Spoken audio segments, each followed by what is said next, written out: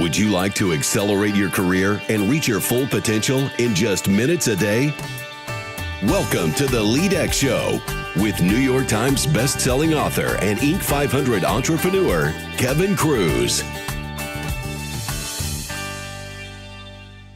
Hey everyone, welcome to the Friday edition of the LEADx Leadership Show, also known as Fan Mail Friday edition, also known as Taco Tuesday with Free Margaritas edition.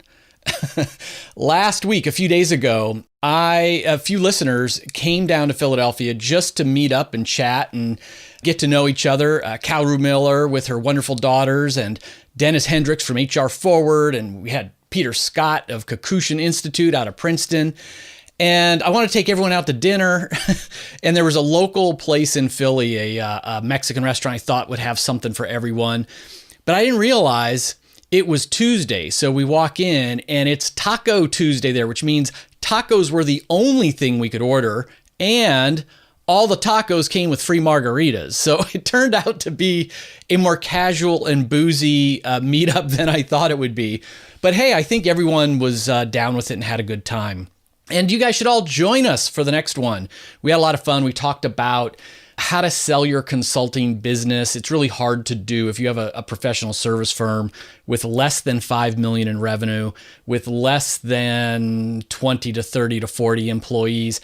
It's hard because the people who buy your company, they're afraid if you get hit by a bus, there won't be any company. So you need to make yourself redundant. You need to put yourself out of a job before anyone will actually buy your firm. And if you're only doing $1 million in revenue, $2 million in revenue, any company big enough to make an acquisition, that doesn't really help them that much. So 5 million is sort of the acknowledged minimum in order to sell to another company. When I was 30, I sold my $1 million consulting firm for a couple $1 million. But this was a long time ago and kind of a special circumstance. It was, I agreed to stay on board. I vested out my shares, it was a minimum of 3 years. I stayed 5 years. And so it was acknowledged that they were acquiring me and together we would continue to build it to something greater. So there was still some risk for them if I got hit by a bus. It was a little bit of an unusual situation, but it can happen. It's just hard. Anyway, we talked about a lot more other stuff. I don't know. That's the thing that just popped into my head.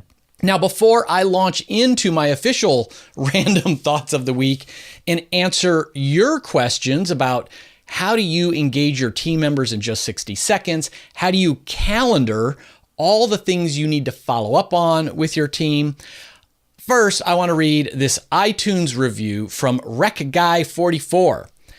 If there's one thing you need to know, Kevin knows his stuff. I can always come away with at least one, if not many, new pieces of information to reflect on and to implement into my daily life. The title was A No-Brainer for Your Commute. This was on iTunes. So RecGuy44, big thanks for that review. Because I read it on the air, send an email with your shipping address. I want to send you some LEADx swag. Send an email to info@leadx.org with your name and shipping address. Jackie will send you out a care package.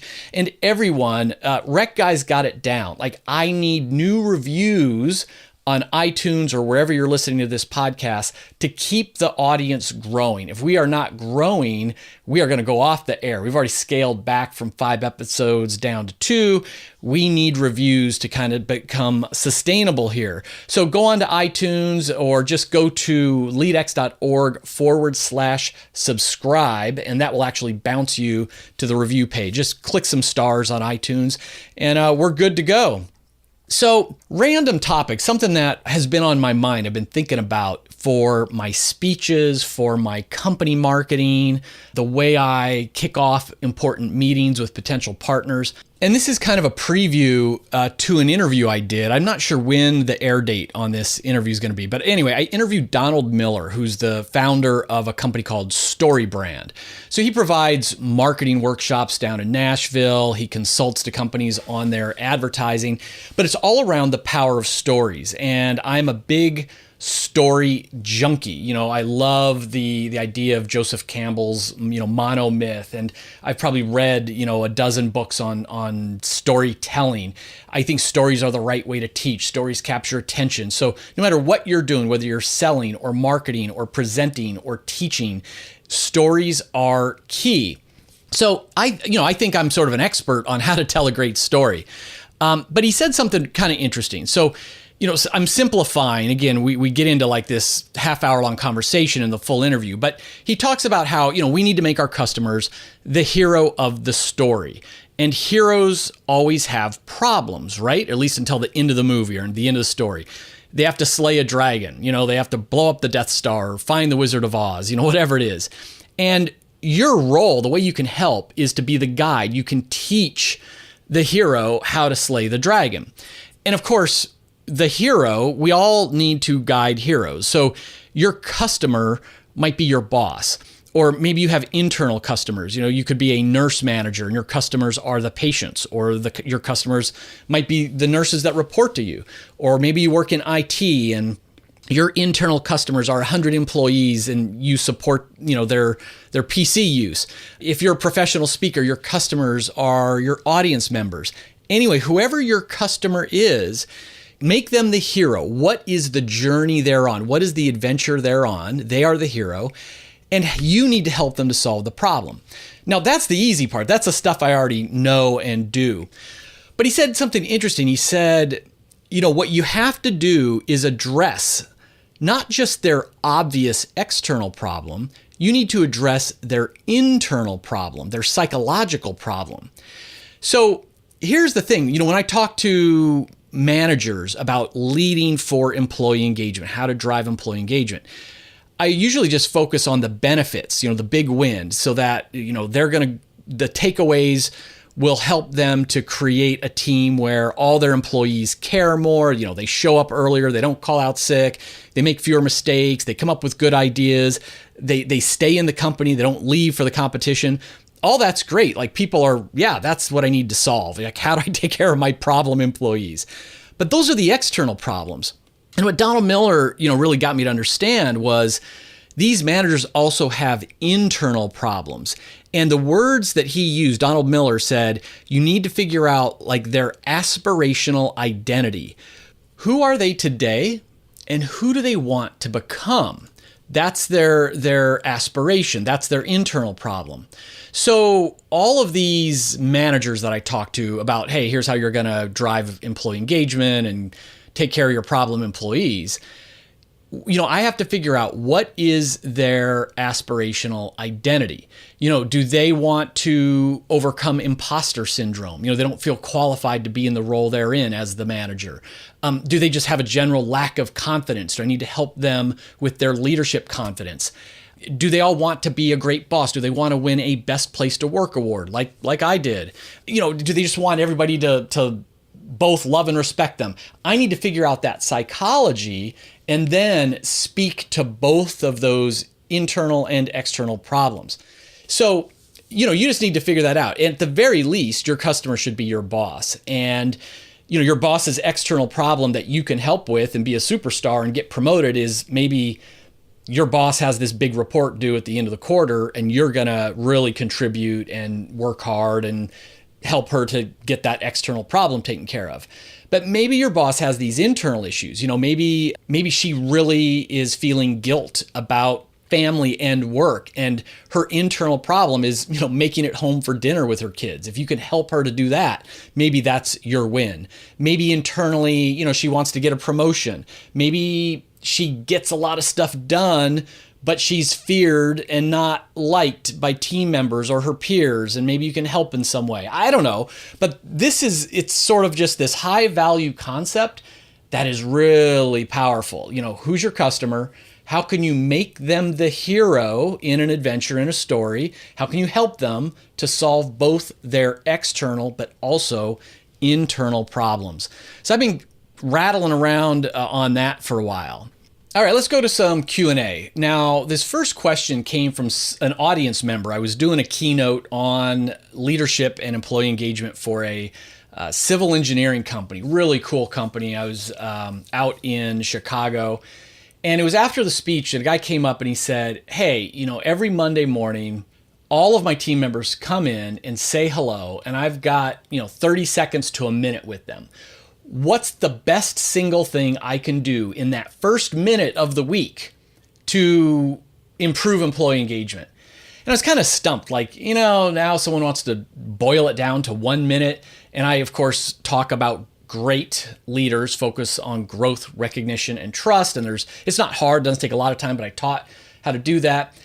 And so I was like, I don't know, make sure you're doing recognition, blah, blah, blah. And then it hit me and I realized there really is something you can do in the first minute that you encounter each team member and your boss, every Monday morning. And that is this. It's simple. You make eye contact, you say good morning, you mention their name, and hopefully you know something about their personal life, their significant other or their kids, and you ask them about that. So it just might be, oh, hey, Adam, good morning. Hey, how did Jane do in her soccer tournament yesterday? Or, hey, Vanya, how was your weekend? Something like that. And it's that simple. Now, this sounds crazy, but this comes up all the time on 360 surveys where people are evaluating their boss. You read these comments and it's like, he never says good morning when he walks into the office, or he walks right past me in the hallway and doesn't even make eye contact. Or I've been working here 3 years and he doesn't even know the names of my kids. People care about this little stuff. And I've talked about this before because I'm a massive introvert. I'm shy and I'm a type A driver. So it's not that I'm being rude. It's not that I don't care about my team members, but I used to be that guy who, if it's, first thing in the morning and I'm speed walking back to my desk because I only have 30 seconds before the next conference call goes. And I'm thinking about all the problems and to-dos that I have that day. And I'm walking past you. I'm not thinking to stop and ask you about your weekend. I'm not thinking about how can I engage you. I'm in task mode. So this is very common, but the people on the receiving end is like, there goes Kevin again, doesn't care about anything other than his next meeting. I don't even exist to him. So the little stuff does count. Just that first minute, eye contact, use their name, greet them, and ideally ask them something about their personal life. So anyway, that turned out to be a pretty good question. Now, I got another question. This one's about time management and extreme productivity. And so Lynette asked me in an email about this idea that I say, the most productive people out there, they don't have a to-do list. They just work from their calendar. You throw out your to-do list, put everything you need to do on your calendar. So it's called, schedule, don't list. Sounds weird, but every day I get emails from people that say it's changed my life. But Lynette and others have asked me well, how do you follow up on things if you don't have a to-do list? And Lynette asked me that. And I said, well, what kind of things, Lynette? So she emailed back and said, for example, I'm trying to start a food business. My personal assistant is helping me with different tasks, like sending a first inquiry email or calling vendors, getting their information, sending me their applications, having me send back the completed application. She sends it to vendors and they ask more questions, etc. So it sounds like there's all this back and forth to get vendors set up for this food business. And she says, because there's so many tasks like that, I like to be able to keep track of the tasks. Those that she started, those that are in progress, those that are completed. What's the best way to do this? Do I still use the calendar for that? So here's the thing with follow-up items. You don't think of each individual follow-up item as a separate task. You think of follow up on stuff as your task. And then, yes, you schedule time for that on your calendar. Now, great leadership practice, a great productivity practice is to just schedule a recurring meeting with each team member that reports to you. Most people, one-on-one should be once a week. Sometimes if you have a large team, it could be every other week. If you've got a small team and are moving super fast, or it's your personal assistant, maybe you want to do a one-on-one meeting every single morning. Maybe it's daily. You pick the time, but you just bake in this check-in time, which includes time to review follow-up items. So for myself, Mondays are for meetings. I do one-on-one meetings, usually about 30 minutes long. Usually they run less than that, not over, with every team member on Mondays. And one of the things is just I go through all of the items that are outstanding just to check on their progress. Now, how do I track those items? A couple ways you can do it. You can either just put the items in the notes section of the calendar. So when you open up that calendar entry, all those follow-up items are in the notes right there. And then you take away the ones that are finished, and then you copy those notes and paste it into next week's meeting so that you still have the new items to follow up on. A better way to do it is just to have a separate shared spreadsheet like Google Spreadsheet, or if you're using Basecamp, whatever it is, a shared document. So your team member can track those items herself in real time. She can add the items that you've delegated. She can put progress notes throughout. She can cross them off or move them to the completed list. That way you can just look online and get your answers at any given time. And this is developing and giving ownership to your team member. But that's a leadership thing. Productivity wise, again, you just create, it's not a to-do list. It's more like a project management list that is used for tracking between the two of you. So the calendar item is just, yes, I'm going to follow up on these once a week or once a day, whatever. And then I'm going to pull up that project list and go through it from the top to the bottom. Hopefully that helps, Lynette, and thank you for that question. We're already 16 minutes into this podcast. You know I like to keep these short for a one-way commute, 20 minutes or so. So I'm not going to do the book reading this week. It's how I got myself doing that. I have no idea, but I'm getting emails that you guys like them, so I'll bring it back soon. Before I wrap up, I do want to share, boy, at LEADx, we had an amazing webinar just last week. It was on influence emotion to motivate action, communication techniques to engage any audience. And it wasn't me, it was Gary Riley Mills. He's one of the top executive coaches out there. He's like a world-renowned presentation skills guy. He went over how to persuade and influence behaviors, how to align your vocal tone with body language.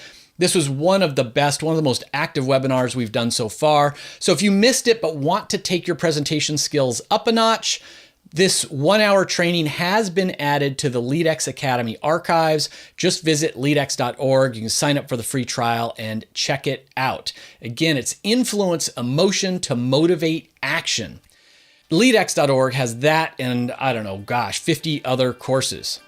Friends, remember, of course, leadership is influence. You're going to be leading this weekend whether you want to be or not. Lead with intent.